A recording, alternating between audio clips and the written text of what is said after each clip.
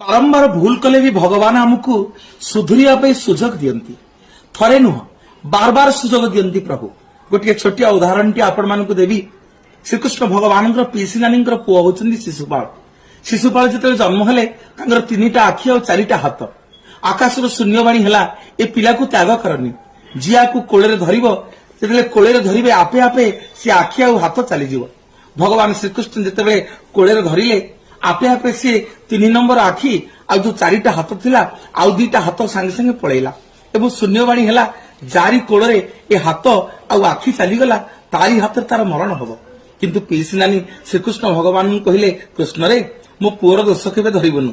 किंतु भगवान कहले दंड तो दबाकू पड़िबो 100 थर भूल को क्षमा करी 100 पर जिते भूल कर शिशुपाल ताको निश्चित भाव में मृत्युदंड देवी।